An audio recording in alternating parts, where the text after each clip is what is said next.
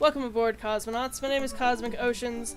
I'm back with Dream Daddy, and last we did our date with Brian. Today we're gonna go ahead and do our date with Robert, and see if we can get, don't let anyone disrespect you. Hell yeah, good dad tip. I haven't spoken to Robert since the night we drove out to his thinking spot. He seems unusually somber more so than the usual amount of somber that Robert is, which is already a lot. I've been thinking about him and hoping he's doing okay, but I've been a little reluctant to reach out to him. Sam. Hey Sam, guess who's getting their drink on tonight? Take a look at my dad book messages. There's a flurry of them from Robert. Yes, it's you. Also me, but mostly you. Yeah, dude. Type back to Robert. Robert, buddy, tonight we ride. Yes, meet me at Jim and Kim's at 8 p.m.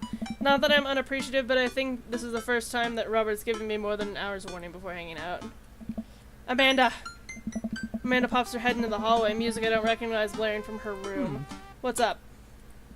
I'm hanging out with Robert later tonight. Okay, cool. Robert, who is my friend. I have friends. I'm happy for you, Dad. People enjoy my company, Amanda. Dad, I'm so happy for your continued development as a human being. What are you listening to? Sad shit. Amanda language. What would Grandma think? I don't give a fuck anymore. Amanda language. Sad stuff, sweetie. Holy stuff. Lay off me, Pops. Amanda goes back into her room and turns the volume up to her sad stuff. I put on my going out coat and walk over to Jim and Kim's. I spot Robert leaning against the brick wall, smoking a cigarette. As I get closer, I realize that he looks a little different, cleaner, I guess. Actually, seems like he combed his hair and his clothes are less wrinkled than usual. Hey! Hey, you take a shower just for me? I'm working on my relationship with existence. We both stand there for a second and don't say anything. Robert finishes a cigarette and abruptly goes inside. I follow him. By the time I get inside, Robert's already at the bar ordering 2 whiskeys. I spot a booth in the back and claim it for us. Robert slides in and hands me a glass. To us? To us. Here's to us and all the property damage and petty larceny that we may commit tonight. We clink whiskey, and I watch him sip his rather than his traditional approach to slamming the whiskey back as quickly as possible. So what's the plan for tonight? Hit some other bars, maybe grab some pizza. I think that'll kill some time before we go burn down that old abandoned house in the woods. It's definitely not as fun if it's abandoned. Mary pops over the back of the booth with a glass of wine in her hand. She punches Robert in the shoulder. Where was my phone call? Sorry, I figured you were busy sinking your teeth into some poor sap. I am, he's right here. I look around the booth to see a guy sitting across from her. He waves meekly. You replacing me with the new kid? Mary, I could never replace you, whether I wanted to or not. Mary leaves her booth and slides in next to Robert. The guy she was sitting with looks mildly relieved. She eyes Robert's clean-pressed clothes up and down suspiciously. What, you got a court date coming up? He'd never convince the jury. He would have had to shave first. Seriously, though, what's up with you? Robert stares down at his drink, suddenly looking serious. It's Pappy. Doctors say it's cirrhosis of the liver. I told that old bag of bones to quit it with the sauce, but it's all he's ever known, especially since Ma's gone. That's why I invited you out tonight. Just didn't want to be alone. Oh, come on. Sam, don't be an asshole. You know, the one thing Robert doesn't joke about is his Pappy. Whoops. They're giving him 2 months. I gotta help him straighten out his affairs. Robert, I'm so sorry.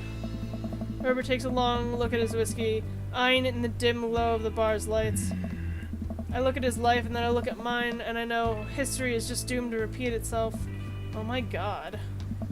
I'm just kidding. He's retiring with his new girlfriend and... God damn it. In Acapulco? I don't know. They watch the sunset every night. Probably screw like donkeys. Wait, aren't rabbits the one who screw a lot? Oh, sorry, I didn't realize you were an expert on which animals screw a lot. Please stop saying the word screw.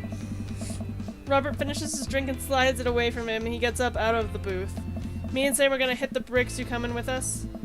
Mary casts one glance at the sad sap she's been hunting and downs the rest of her wine in one gulp. This place is dead anyways.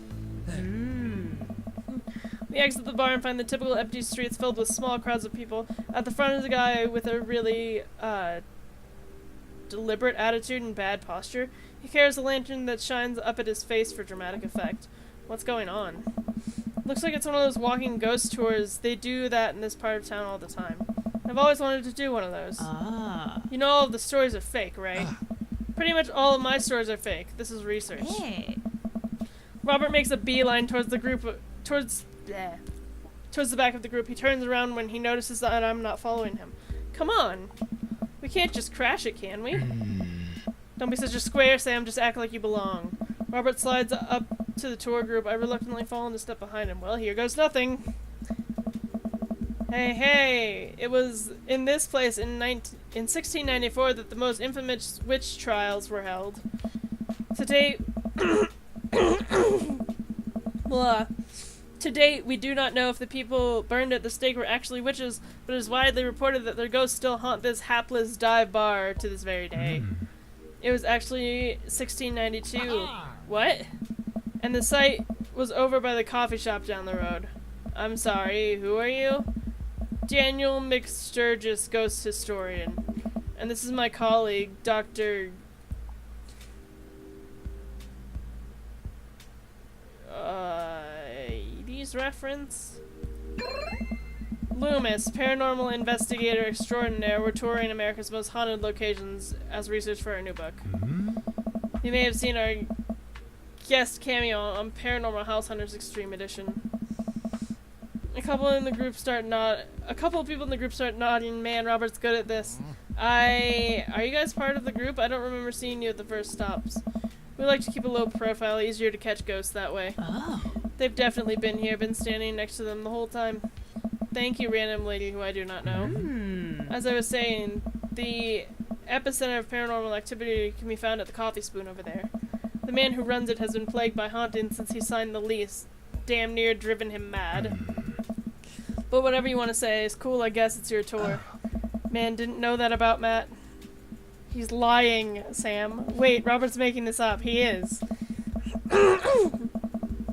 The rest of the group listens intently to Robert's every word. I think the tour guide can tell that he's losing the group. He seems to be getting flustered. Thank you for your contribution and knowledge, Mr. McSturgis. Let's move on to the next haunted location. Robert, Marion, and I follow the group down the street. That tour guide's shirt is cool. Yeah, everyone in the group gets one if we make it to the final location. I turn to Robert and grab him by the shoulders. I need that t-shirt. Well, guess we're in this for the long haul then. Just follow my lead, don't arouse too much suspicion, and we'll have cool ghost shirts in no time. He's not wearing a cool ghost shirt. Our group arrives at an old, decrepit colonial-style house. Quick pause in the tour. My name is Quinn, but most people on the ghost tour call me Tour Master Quinn. I'm a DJ, trivia master, and part-time actor. I do private ghost haunting events, birthday parties, MC bar mitzvahs, and perform traditional vaudeville and mime work. Tour Master Quinn gives out headshots to all of us. His resume's on the back. Strange stage combat experience. Anyway, here's a little bit of history for you all. This was the home of noted American author Dorothy Pembridge, whose prose was wildly popular in the late 19th century. It was in the attic of this very home where she wrote such classics as The Diaries of Victorian Mistress, Lady Fitzwilliam's Courtship, and The Ghost of Sea Captain Reginald Barclay? Blah. She unfortunately died of consumption shortly after the turn of the century. But several people have reported that on some nights you can see a light from the attic where the ghost of Miss Pembridge continues to work on her latest bestseller.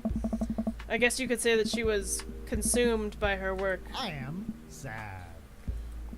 No reaction from the crowd. This guy needs to work on his dad jokes. Actually, consumption is the popular cover-up. Little known fact is that it was a murder-suicide. I'm pretty sure she died of consumption. Sure, and we definitely didn't hire Stanley Kirkbick to elaborately fake the moon landing. That's the watered-down censored version they teach you in school, but if you can't handle the real story, I understand it's not for the faint of heart. Can we? I think everyone would much rather hear this world-renowned ghost historian has to say, right, everybody? The group murmurs in agreement. This is the topic we cover extensively in our book. Dr. Loomis, would you care to tell this story? Hey!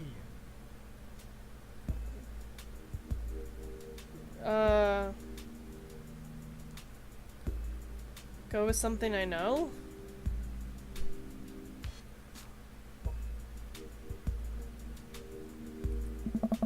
And Dorothy Pembroke was credited for protecting New York City from potentially world-ending paranormal forces. Despite her success, her ragtag group of ghost hunters was disbanded by government officials. However, after learning that the ghost of Virgo and Carpeth has taken an interest in her son and her ghost-busting friends, launched a mission to defeat the ghost and once again save New York City. Hey, isn't that the plot too? Nope, it's not. The tour guide sees this as an opportunity to take back the group and addresses us with some razzle-dazzle. Haha, what an interesting story. Come on. Now, I just want everyone to know that the next location is extremely terrifying. If anyone thinks they can't handle it, feel free to excuse yourselves. Alright, I'm bored. Mary turns to a young guy looking at his phone and taps him on the shoulder. Hey kid, fancy buying a gal a drink? The guy looks up at her and smiles. Only if the bar is haunted. Honey, I can show you the most haunted place in town. I think I could exorcise your demons if that's what you're looking for.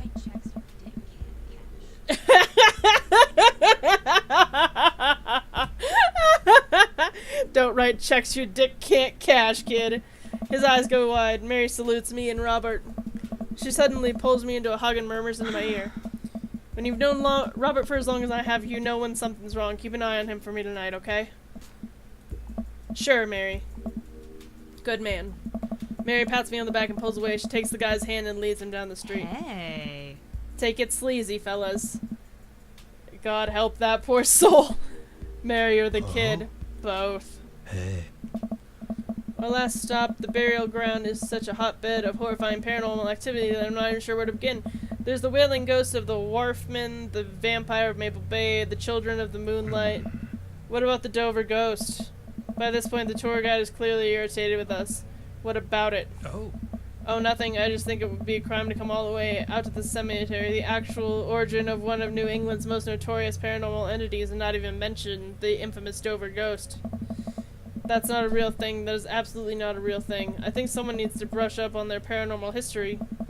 I know tons of paranormal history. I know every ghost story in this area. I can guarantee there's one you don't know.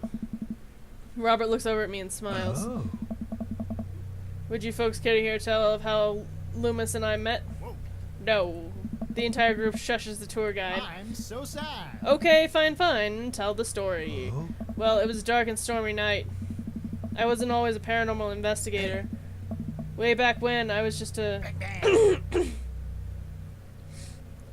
traveling gifter, Bible salesman. Moving from town to town, always looking for my next mug. It wasn't an easy life, but I had fun taking from the rich, giving to the poor. Actually, also taking from the poor. I had a shaky moral foundation. I happened upon the quiet town of Maple Bay quite by accident, but little did I know that the city has a dark side. Now, about the same time, I was just starting out as an apprentice to a rather famous ghost hunter, who was an old friendly friend of mine. I carried the equipment, operated the EVP machine, all that. Wait, Oh. yes? Who was the famous ghost hunter? Well, I don't like to name drop, but Georgia Mathers. The tour group gasps. That's the good stuff. Georgia Mathers, she's a legend. You know her? Knew her. Amazing woman, died mysteriously. Miss you, Georgia. Hey. Anyway, we were in Maple Bay investigating some reports of strange lights and sounds coming from the cemetery at night. Now, we had been warned by the old crypt keeper that this place was highly dangerous, but Georgia was never one to shy away from an adventure. We camped out in the center of the cemetery for 3 nights straight. We endured your so-called wailing watchman. Wailing ghost of the wharfman? Whatever.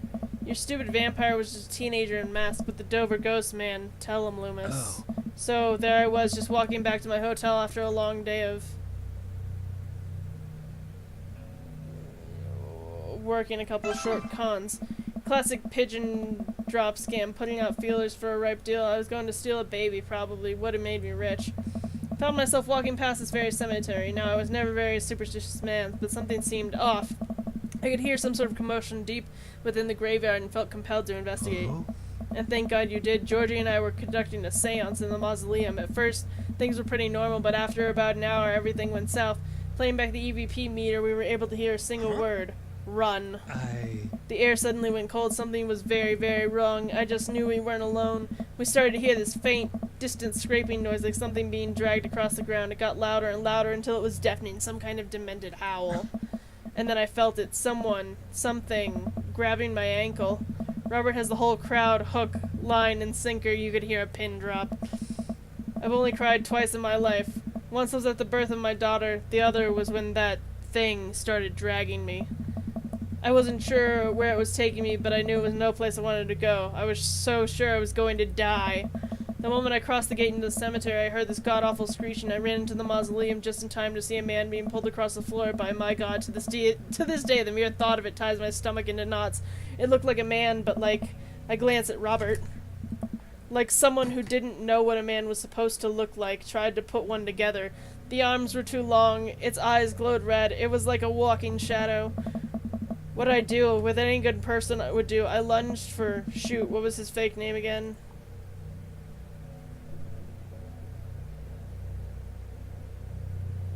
Oh, fuck.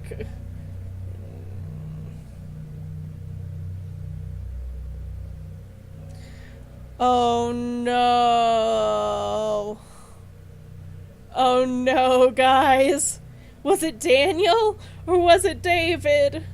Oh, fuck. God, would I be the worst for looking this up? Oh my god, oh my god, oh my god, oh my god, oh my god. Daniel. Oh, thank God. I grabbed his hand and entered into a tug of war with the unholiest of forces. Whoa. I thought I was going to be torn in half. But I had God on my side. The pocket Bible I always keep on me fell out of my shirt pocket, and to this day I can remember what passage it opened up to. Oh, fuck. Austin 3:16. Not Revelations.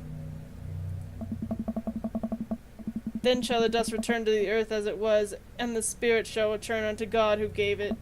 I have no idea where Robert pulled that verse from. With a horrifying growl, the entity finally relented. Daniel and I collapsed onto the ground, exhausted. We were both covered in blood. That damn creature clawed into my chest, got me real good. Had to get 16 stitches. Robert pulls down the collar of his shirt to reveal a long, wicked scar across his pecs.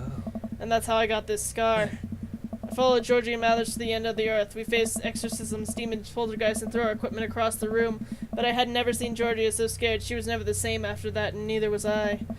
Watching what happened to Daniel and Georgie, it shook my faith, but I came out of that experience a better man and a better friend. And we've been brothers ever since. The tour groups give us a round of applause as Robert and I share an emotional hug. As he embraces me, I can smell the cologne on his neck. Wow, Robert does clean up good. I find myself lingering a little too long on the hug. The tour guide seems to have bought it.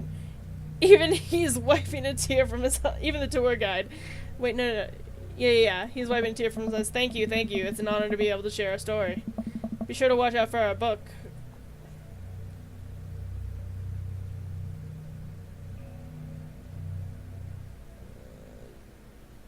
Shocking true story of seeing a demon. Robert has to suppress a laugh at that one. Right. Well, I think you both definitely earned your t-shirts. The tour guide hands us the coveted t-shirts. He then slips us both his business card and leans in close. If you guys are ever in need of a professional actor, balloon animal artist, Elvis impersonator, or nude model, please don't hesitate to contact me. You got it, buddy. After a couple of tourists take selfies with us, we split away from the group and walk home. That's hilarious. That was incredible. I really can't believe they bought all of that. I didn't know you had it in you, Sam. Excuse me, Dr. Loomis. That bit about the pocket Bible was aces, although giving the Jehovah Ghost glowing red eyes was a little cliche. And the Kubrick conspiracy theory bit wasn't. All part of the character. Well, we got the shirts out of it. We arrive in front of Robert's house. Wanna have a drink? Is that even a question? Robert, how long have you known me for? Do you really think I would turn down the opportunity to share a fine alcoholic beverage with my treasured friend and accomplice Mr. Robert Bobbert Smalls? If you ever call me Bobbert again, I will kick you right in the shins, both of them. Then you can expect an angry phone call from my orthopedist in the morning. Bobbert. Robert just laughs and starts unlocking his door. My shins live or die another day. Robert leads me inside. I can't help but think about what Mary said to me. Robert did seem a little bit off, but that completely disappeared when we were joking around with the ghost tour. I don't know. He's hard to read. While I'm thinking, I hear claws skittering across the floor. Oh god, it's his pit bull. I'm about to be torn to shreds. I shut my eyes tight and brace for impact. Betsy, hey, be nice. I don't feel anything but tiny paws scratching at my shoes. I open my eyes. Betsy? Robert's dog jumps away from me, running around in circles and sniffing Robert's leg. He pats her on the head. Hey, that's not a pit bull. That's the cutest, dumbest Boston Terrier I've ever seen. Betsy, you're not a pit bull? And you weren't taken by the Dover ghost? Betsy's made of tougher stuff than that, ain't you, girl? Betsy rolls over for some well-deserved belly rubs. I just keep a picture of a large pit bull in my wallet in case of emergencies. Comedic emergencies. We make our way to Robert's living room. For a quiet man with arguably the oldest pickup truck that could be legally driven, this place is amazing. There are sleek modern appliances throughout the room with a big flat screen TV mounted on the wall. He has shelves upon shelves of DVDs. Guess he wasn't lying about being really into cinema. He pours us both a glass of whiskey from a well-stocked bar in the corner while Betsy curls onto a pile of cushions. So, how did you really get that scar? And don't tell me you got it fishing for Alaskan king crabs in the Bering Sea or something. You trained me too well. Robert laughs and takes a sip of his drink. My daughter and I were riding our bikes. I hit a rock and flew over the handlebars, and then we went to the hospital, and that's it. Not a very interesting story. I've never heard you talk about your daughter. Well, I have one. That's her. He points at a picture on the wall of a very serious little girl with dark eyes. Yep, that's definitely Robert's daughter. How old is she? 25, 26, not too sure. Does she live around here? Whoa. No, Val lives back in Brooklyn, works at some nice new media online magazine. Makes buckets, though. Oh? He suddenly seems really serious. I probably shouldn't press him about it. You like Santana? Santana?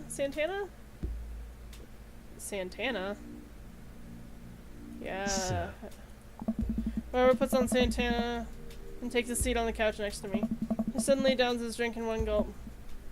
Hey, are you alright? Robert leans in and kisses me, the taste of whiskey burning my lips. I'm surprised at first, but slowly rocks into his arm. He pulls away slightly, his lips barely brushing against my mouth. I am now. I can't say anything. At best, managing to sigh. Robert leans in again, kissing me harder. He pulls my bottom lip between his teeth and bites lightly. Sliding a hand under my shirt, my heart pounds in my chest as he lies us both down on the couch.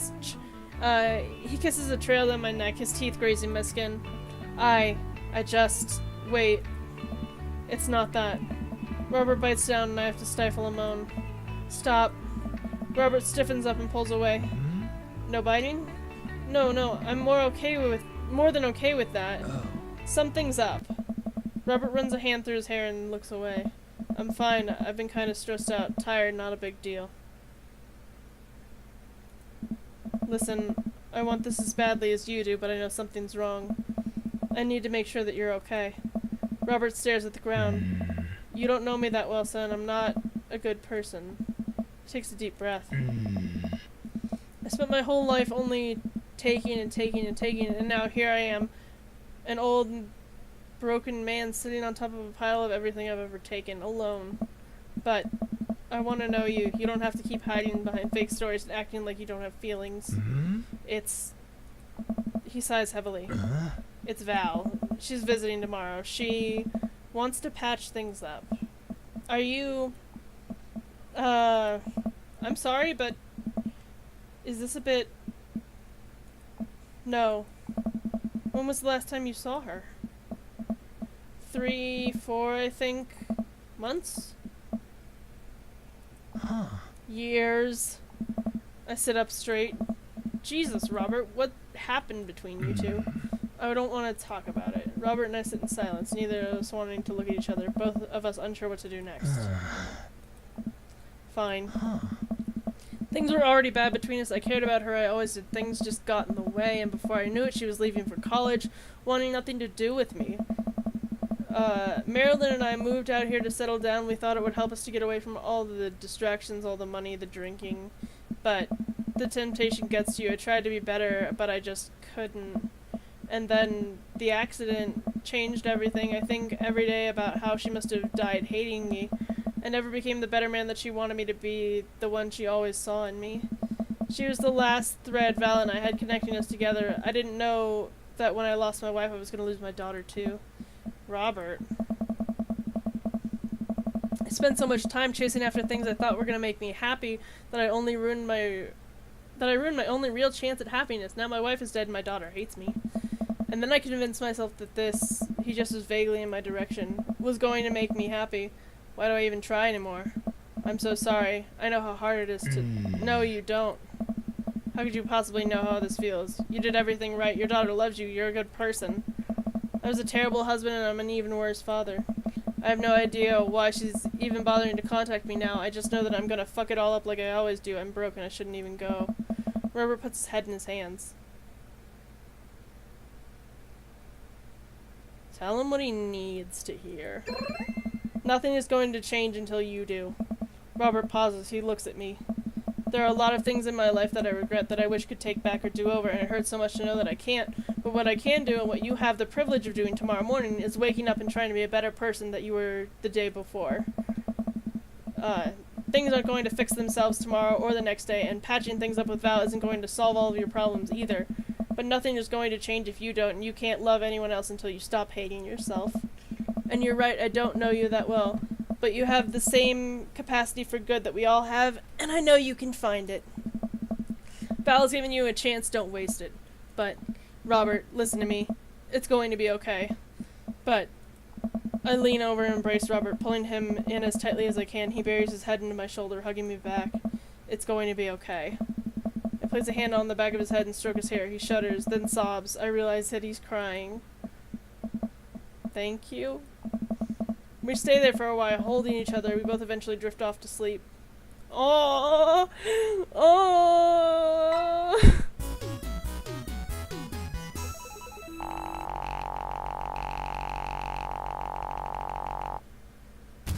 We're gonna need a bigger boat. Yeah, we're definitely gonna need a bigger boat, Robert. Knife Dad.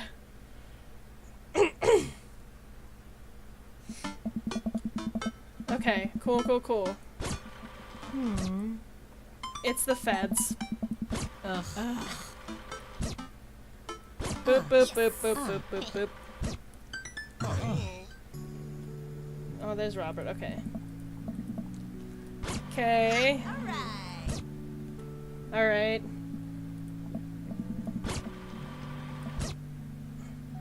You're gonna need some real life skills out there if you're gonna make it out on the streets. I'm going to college. Huh? Same thing. Look, I know you're not old enough to drink. Right. And I know you're smart enough not to drink until you're of legal age. Uh-huh. But hypothetically, if you were to drink, it'd behoove you to drink a glass of water between rounds. Got it. Ugh. Hypothetically. Hey. And if you wake up with a headache, all you gotta do is take a jar of pickles and drink the pickle juice.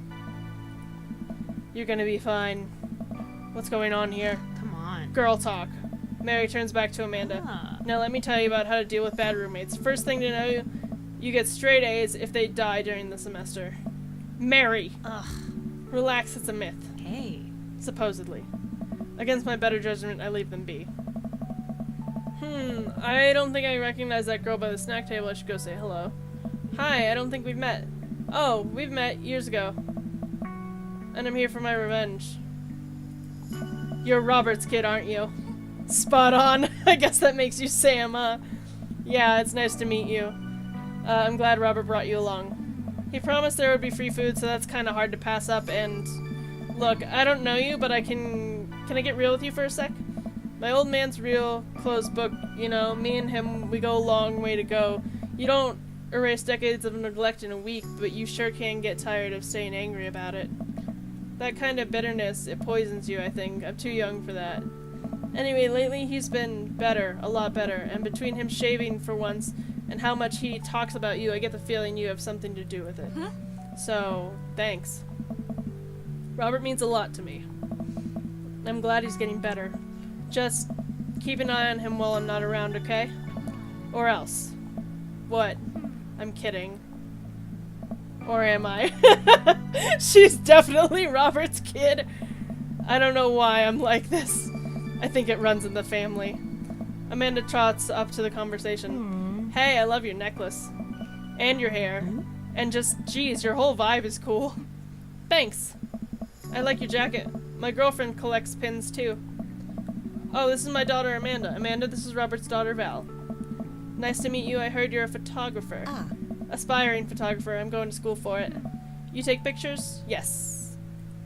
Then you're a photographer. Welcome to the biz. Val hands Amanda a business card. If you're ever looking for internships, shoot me an email. Anyway, I need to go make friends with that woman over there who's dual-wielding wine glasses. Catch you later. Val walks away. She's so cool. She gave me your business card. She touched my hand. Congrats, you just networked for the first time. I'm a regular business lady now. Quarterly projections, stock market, synergy. While you're making a fortune as a businesswoman, I'm gonna keep this party going. Catch you around, Pops. Okay, Brian. Craig. Bro. Hey. Hugo. Matt. Okay, take a seat, back porch. Everyone's had their fill. Next to me, is she gonna give me a present? What's wrong? I'm scared, Dad. How am I gonna make it through college? I can barely sure about high school. Is this your dream school? No, I'm too worried to be excited. Not ready for this. And I'm worried that you aren't either. Hey, kiddo, it's gonna be alright. No matter how far we are, you're always gonna be my daughter. We've been through a lot together. This is just the next challenge. A phone call away. We're gonna get through this. Yeah, I guess. This isn't... Are you mad at me? No, I'm not mad. But... Seems like she's trying to put this delicately. I just feel like I didn't get a chance to be independent, you know.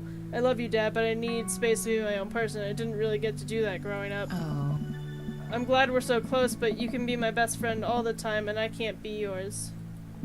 Oh. Maybe me going away will be good for both of us. Set up some boundaries. I don't know what to say. Don't get me wrong, I love you, but I wish things had been different. I guess I have a lot to think about now, huh? I guess. Amanda hops up. My friends invited me out for ice cream, so I'm gonna head out. She kisses me on the top of the head. See you later, Pops. I love you. Wow, Amanda really dropped a bomb on me there. World's okay as Dad. It's hard to process this, although I thought I was being the best parent. Apparently there's still a lot to learn. Look up to see Robert smiling at me. We didn't get a gift that time. I take a seat next to Robert as the last guests make their way out of the party. Hey. Robert gestures vaguely to the snack table. Good stuff. Yep. So, I had a chance to talk to Val. She physically threatened you? Yeah. That's my girl.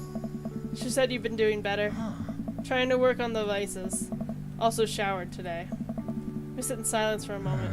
You know, every day for me is a battle against my own self-destructive habits. But lately it's gotten a little easier. Thanks for talking some sense into me. It's hard to get things through my thick skull sometimes, but when you said what you said that night actually helped. I'm glad. I like you, Sam. I like you a lot. I haven't felt this way about someone in a long time.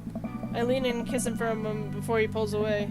He takes my hand in his. You're special to me. Oh! No. But I have some stuff I need to work on, emotionally before I can get into anything romantic with you. You deserve better than who I am right now. I need to be on my own for a bit, figure some things out. Of course. I think what you need right now is a friend, and I'm very happy to be that for you. Thank you, that means a lot to me. And if you're ever ready for more than that, you know where to find me. Let's hunt ghosts sometime? I would love that. I put my head on his shoulder, and we watched the sun slowly dip below the horizon together. Was that the good ending? That was super realistic. That was really good, actually. Alright, let's get through these credits.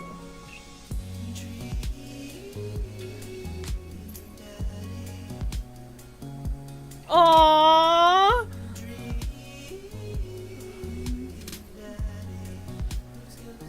That's super cute. Oh, I love him!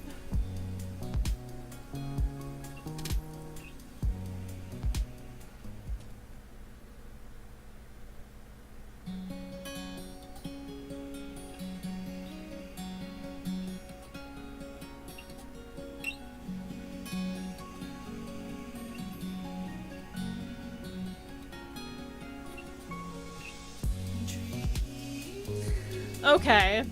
That was great. Oh, okay, they're all in here. That's funny. That was really good. Okay, I'd say I'm like Hugo, Robert, Brian, then Damien at this point. Joseph's still a pile of shit. So, thanks for coming on this journey with me, Cosmonauts. That was really great. I'm actually like really happy with that ending. Because Robert does need to work on himself. That was a really good ending. Okay. Anyway, I love you guys. Thanks for coming with me. See you in the next part. Bye.